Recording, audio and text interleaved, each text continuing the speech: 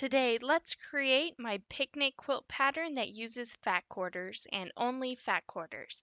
Now for the fabrics, I am using the Season of Tribute, Roots of Nature by Bonnie Christine from Art Gallery Fabrics. I will have a link down below in the description for you to purchase from a quilt store that I trust and also personally shop at. Doing so, a small percentage will go towards helping out my channel.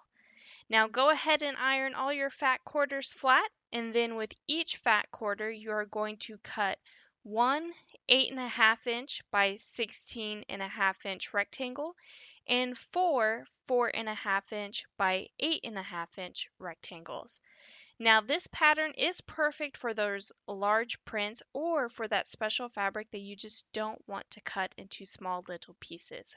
Now, I will have a free PDF pattern available down below in the description, and Picnic is available in 5 quilt sizes: baby, throw, twin, queen, and king. Now, once everything is cut, let's go ahead and create our quilt block. Now, to start, select 4 different prints in your 4.5 inch by 8.5 inch rectangles, and we are going to sew them together with a 1/4 inch seam allowance to create a 4-patch rectangle.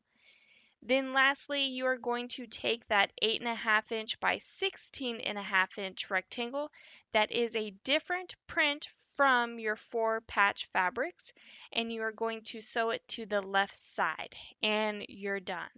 Now this quilt will come together so fast, so you'll have enough time to enjoy a picnic once it's all done. Now, once all of your blocks are finished, it is time to lay your quilt out. So for your odd rows, you're going to lay each block side by side. And then for your even rows, you are going to rotate the blocks 180 degrees. Then, as always, sew your blocks together to form rows. And then lastly, sew those rows together to complete your quilt top. And here's what my quilt looks like all finished. Now, since this quilt will be another gift, I am going to use a matching flannel within the collection as for the backing. And I will be using glide thread in the color Apricot Blush. And here is what my picnic quilt looks like all quilted out. I do hope you have enjoyed today's tutorial, and if you could please take a moment to hit that like and subscribe button, hit the notification bell so you can be notified for your next amazing quilt project.